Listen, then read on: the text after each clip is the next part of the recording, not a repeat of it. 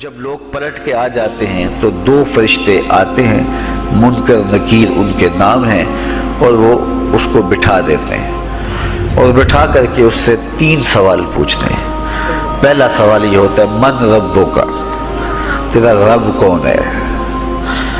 اب کوئی مانے یا نہ مانے، رب تو سب کا اللہ ہی ہے، یہ تو حقیقت ہے، یہ تو طے شدہ ہے، لیکن جو عقیدہ دنیا پہ رہا ہوگا وہی عقیدہ اس کے لہجے میں آئے گا۔ تو اگر ہم اپنے رویے سے، اپنے عمل سے، اپنے عقیدے سے واقعی اللہ کو رب مانتے ہیں تو پھر قبر میں جب سوال ہوگا من ربک، تیرا رب کون ہے، تو پھر کبھی بھی جواب دیتے جھجک محسوس نہیں ہوگی۔ بندہ عرض کرے گا رب اللہ، میرا رب اللہ ہے۔ دوسرا سوال قبر میں یہ ہوگا کہ ما دینوں کا، تیرا دین کون سا ہے؟ مختلف ادیان دنیا کے اوپر موجود ہیں، لیکن اسلام کے بعد اب کسی اور دین کو قبول نہیں کیا جائے گا۔ ارشاد فرمایا کہ اللہ تعالیٰ اسلام کے علاوہ کسی اور دین کو قبول نہیں کرے گا۔ اب اس نے اگر اپنا طرز زندگی، اپنا انداز معاشرت اسلام کی مطابقت میں رکھا ہوگا اور دین کو اس نے دین سمجھا ہوگا، اسلام کو ہی اپنا دین، عملاً رویتاً ہر خوشی غمی کے موقع پہ اس نے اسلام کو ہی ترجیح دی ہوگی، تو پھر اس کو کوئی جھجک نہیں ہوگی جواب دیتے ہوئے کہ میرا دین اسلام ہے۔ میرے شب و روز، میری زندگی کے نشیب و فراز، میری زندگی کی ہر گوشہ جو ہے وہ اسلام کی مطابقت میں گزرتا تھا، تو پھر وہ سیدھا سیدھا جواب دے گا دینی الاسلام۔ اس لیے ہمیں اس سوال کی تیاری بھی کرنی چاہیے۔ ہم صرف مسلح کے مسلمان نہ بنیں کہ 5 نمازیں پڑھ لیں، روزے رکھ لیے، تراویح پڑھ لی اور حج کر لیا، تو اس سے ہم مطمئن ہو گئے کہ ہم مسلمان ہیں۔ اسلام ایک مکمل اور اکمل اور کامل ضابطۂ حیات ہے، اپنے ماننے والوں کو زندگی گزارنے کا پورا اسلوب اور مکمل کامل رہنمائی دیتا ہے۔ ہم نے ہمسایوں کے ساتھ سلوک کیسے کرنا ہے یہ ہمیں اسلام بتاتا ہے، ہم نے بیوی کے ساتھ سلوک کیا کرنا ہے یہ ہمیں اسلام بتاتا ہے، اولاد کی تربیت کیسے کرنی ہے اسلام کی واضح تعلیمات ہیں۔ ہم نے سفر کرنا ہے تو انداز سفر کیا ہونا چاہیے اسلام نے ہمیں بتایا۔ کاروبار کرنا ہے تو ہمیں اللہ اس کے رسول نے واضح 2 ٹوک اور سیدھے سیدھے احکام دیے ہیں کہ تم جب کاروبار کرو تو تم اس انداز کے ساتھ کاروبار کرو، کم نہیں تولنا، کم نہیں ناپنا، جھوٹی قسم نہیں کھانی، سود نہیں لینا، ملاوٹ نہیں کرنا، ایک ایک چیز وہ اسلام نے ہمیں فراہم کی ہوئی ہے۔ تو پورا دین جو ہے جب ہم اختیار کریں گے، ہمارے رویے، ہمارا طرز زندگی، ہمارا انداز معاشرت جب دین اسلام کے مطابق ہوگا تو قبر میں اس سوال کا جواب دینا ہمارے لیے کوئی مشکل نہیں ہوگا۔ اور اگر ہمارا طرز زندگی کچھ اور طرح کا ہوگا تو کیا صرف یہ کہہ دے کہ ہم مسلمان ہیں؟ یہ تو پھر ایک کافر بھی کہہ سکتا ہے کہ میرا دین اسلام ہے، ایک منافق بھی کہہ سکتا ہے کہ میرا دین اسلام ہے، لیکن ایسا نہیں ہوگا۔ جو ہماری کیفیت قلب ہوگی قبر میں اس کا جواب اس کی مطابقت میں آئے گا۔ یہ کافر جواب نہیں دے سکے گا کہ میرا رب اللہ ہے، کیونکہ وہ عمل سے، رویے سے اب اس کو اپنا رب نہیں مانتا ہے، تو حقیقتاً تو اس کا رب اللہ ہے، لیکن وہ یہ جواب نہیں دے پائے گا۔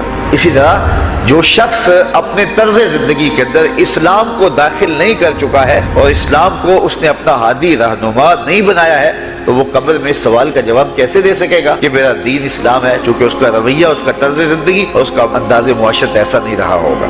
اس لیے ہمیں اپنی زندگی کے شب و روز کو اسلامی تعلیمات کے سانچے میں مکمل اور کامل طور پر ڈھالنا ہوگا، تاکہ جب قبر میں سوال ہو تو ہم جواب دے سکیں کہ ہمارا دین اسلام ہے۔ تیسرا سوال فرشتے پھر پوچھیں گے حضور علیہ الصلوۃ والسلام کے روضہ دور سے اور قبر کے درمیان سے پردے ہٹا دیے جائیں گے اور رسول کریم صلی اللہ علیہ وسلم سامنے ہوں گے، اور فرشتہ حضور کی طرف اشارہ کر کے کہے گا ما کنت تقول فی ھذا الرجل، ان کے بارے میں زندگی میں کیا کہا کرتا تھا۔ تو یہ حضور علیہ الصلوۃ والسلام سامنے ہوں گے اور یہ سوال پوچھا جائے گا۔ اب ابو جہل سے پوچھا جائے گا ما کنت تقول فی ھذا الرجل، تو وہ کہے گا ہے ہاتھ لا ادری، ہائے افسوس میں نہیں جانتا یہ ہیں کون۔ ابو لہب سے پوچھا جائے گا، وہ کہے گا ہے ہاتھ لا ادری، ہائے افسوس میں نہیں جانتا یہ کون ہے۔ اچھا جانتا نہیں تو پتھر کس کو مارتا تھا، جانتا نہیں تو گڑے کس کی راہوں میں کھدواتا تھا، جانتا نہیں تو اوجریاں کس کے اوپر ڈلوایا کرتا تھا، آنکھیں پھاڑ پھاڑ کے تو ساری زندگی دیکھتا رہا، لیکن آج ابو جہل قبر میں اترا، حضور کی صورت نورانی سامنے ہے اور پوچھا گیا کہ یہ کون ہے، یہ نورانی چہرے والے کون ہیں؟ تو ابو جہل کہتا ہے ہائے افسوس میں نہیں جانتا یہ کون ہے. اور 14 صدیاں گزرنے کے بعد ایک مومن لحد میں اترتا ہے اور پردے ہٹا دیے جاتے ہیں اور منکر نکیر سوال کرتے ہیں عامر چیمہ بتا یہ کون ہے. وہ کہتا ہے پیچھے ہٹو پہلے پائے ناز کو بوسہ تو کر لینے دو. میں تو مر کے پہنچا ہوں یہاں اس دل ربا کے واسطے. یہ تو میرے وقت جاگے کہ وہ میری قبر میں آئے. شیخ عبدالحق محدث دہلوی علیہ رحمہ لکھتے ہیں کہ جب سے یہ سنا ہے کہ قبر میں حضور آئیں گے پتہ نہیں موت کہاں مر گئی ہے, جی چاہتا ہے زندہ ہی قبر میں چلے جائیں. تو وہ کہے گا پہلے مجھے پائے ناز کو بوسہ تو کر لینے دو. میں تو زندگی کے بھر میں انتظار ان کا کرتا رہا اور ان کے بارے میں پوچھ رہے ہو یہ کون ہے. تو وہ فوراً جواب دیتا ہے یہ تو وہی میرے آقا و مولا ہیں جن کے لیے ساری زندگی تڑپتا رہا اور ان کی زیارت کی آرزوئیں اور تمنائیں کرتا رہا. اچھا ابو جہل ساری زندگی دیکھتا رہا تو وہ تو جواب نہیں دے پائے گا. وہ کہتا ہائے افسوس میں نہیں پہچانتا یہ کون ہے. ہاتھ لا ادری مجھے نہیں پتا. اور 14 صدیاں گزرنے کے بعد ایک مومن لحد میں اترتا ہے تو وہ فوراً کہتا ہے یہ تو وہی ہیں جن کے لیے زندگی گزار آیا. تو جس نے دیکھا تھا وہ پہچان نہیں سکتا اور صدیوں بعد جو دنیا کے اوپر آیا وہ فوراً پہچان بھی رہا ہے اور پائے ناز کو بوسے بھی کر رہا ہے. تو پھر اس کا کیا جواب ہوگا؟ تو اس کا جواب علامہ اقبال علیہ رحمہ نے دیا. وہ کہتے ہیں قبر میں یہ جو آنکھیں ہیں ان میں تو مٹی پڑی ہوگی, یہ تو بند ہوگی, دل کی آنکھیں کھلی ہوں گی. ابو جہل نے ان آنکھوں سے دیکھا تھا, یہ آنکھیں تو اب کھلی نہیں ہیں, تو ان سے وہ کیسے پہچانے گا؟ اور دل کی آنکھوں نے حضور کو دیکھا ہی نہیں تھا. اور یہ صدیوں گزرنے کے بعد جو مومن لحد میں اترتا ہے اس کی گو ان آنکھوں نے نہیں دیکھا تھا لیکن مومن کے دل میں حضور ہی بستے ہیں, اس لیے اس کی آنکھوں نے, دل کی آنکھوں نے حضور کو دیکھا اور پہچان لیا. اس لیے کہ دل کی آنکھوں نے حضور پہلے بھی دیکھے ہوئے تھے اور دل آرزو میں مچلتا رہا, اس لیے دل کو پہچاننے میں دیر نہیں لگی. تو وہاں یہ آنکھ نہیں پہچانے گی, یہ آنکھ پہچانے گی. تو حضور علیہ الصلوۃ والسلام کے حوالے سے جب سوال ہوگا, اگر اس سوال کا جواب نہیں آیا تو پھر جہنم کی کھڑکی کھول دی جائے گی, اور اگر اس سوال کا جواب آیا تو پھر جنت کے دروازے کشادہ کر دیے جائیں گے اور جنت کی ٹھنڈی ہوائیں اس کی قبر میں آ جائیں گی. بلکہ حدیث میں آتا ہے اسے کہا جائے گا کہ نم کنو متل عروس, ایسے سو جا جس طرح دلہن سوتی ہے. اور وہاں سے لے کر کے حشر تک کا سفر جو ہے اس کے لیے بہت لمبا سفر نہیں ہوگا. وہ ایسے ہوگا کہ جو ہے وہ ایک خوبرو کے گلے سے ہار گرے گا اور وہ موتی ٹوٹ کے گر جائیں گے اور وہ اس کو چننے میں مصروف ہو جائے گا. اب یہ سارے موتی چن نہیں پائے گا کہ قیامت آ جائے گی. یہ مومن کے لیے اللہ نے آسانی رکھی, 50,000 سال کا دن ہوگا یوم محشر, لیکن جو مومن ہوگا اس کے لیے حشر کا اتنا بڑا دن ایسے ہوگا جتنا عصر کا وقت ہوتا ہے. تو اتنے فتح مکہ کا دن ہے. آپ جانتے ہیں کہ حضور کے پیچھے ایک بچہ بیٹھا تھا, حضور کا ردیف, جو خوشی سے اچھلتا تھا. بڑی خوشی کا دن تھا لیکن میرے حضور کا سر عجز سے جھکا ہوا تھا, حتیٰ کہ امامے کا کور اونٹنی کی کوہان کے ساتھ لگتا تھا. لیکن وہ بچہ تھا, نو عمر تھا, وہ اچھلتا تھا خوشی سے. تو حضور سے روکتے تھے, پھر وہ اچھلتا تھا, پھر روکتے تھے. وہ بچہ کون تھا؟ تاریخ میں ڈھونڈے, نواسہ نہیں ہے, کسی انصاری سردار کا بیٹا نہیں ہے, کسی قریشی سردار کا بیٹا نہیں ہے, حضور کے خاندان کا کوئی فرد نہیں ہے. ہم نے تاریخ ڈھونڈی تو وہ حضور کے آزاد کردہ غلام اور منہ بولے بیٹے زید بن حارثہ کا بیٹا اسامہ بن زید ہے. فتح مکہ کے دن اپنے ساتھ جس کو بٹھایا وہ غلام زادہ تھا. دنیا کو بتایا محمد عربی غلاموں کو عزت دینے آیا ہے. ایک غلام کو یہاں اپنے ساتھ سواری پہ بٹھایا, دوسرے کو کعبے کی چھت پہ چڑھا دیا. بلال حبشی کو کہا یہاں کھڑے ہو کے اذان پڑھو. اللہ اکبر. کہاں بلال مکے کی گلیوں میں ظلم اور جبر, جور اور زیادتی کا شکار ہوتے تھے. چکی پسوائی جاتی تھی اور جسم میں میخیں ٹھونکی جاتی تھیں اور ذلت اور رسوائی کے گڑھے میں ان کو دھکیل دیا تھا کفار نے. آج وہی غلام, وہی بلال کعبے کی چھت پہ کھڑا ہو کے اذان دے رہا ہے. اللہ اکبر. میں یہاں کھڑے ہو کے اذان دوں تو رخ کروں گا قبلے کی جانب, اور جب کعبے کی چھت پہ کھڑا ہوں تو پھر جدھر رخ کروں ادھر ہی تو قبلہ ہوگا. اب بلال اذان دے رہے ہیں, رخ کدھر کیا؟ حضور طواف کر رہے تھے, بلال اذان دے رہے تھے, جدھر جدھر حضور پھرتے وہ بھی رخ پھرتے چلے جاتے.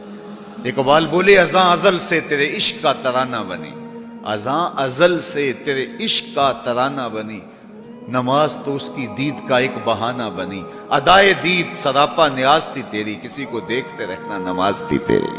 کیسا رنگ تھا، کیسا جمال تھا، تو وہ طبقے جن کو کوئی پوچھتا نہیں تھا ان کو عزتوں کی مسند پہ بٹھایا۔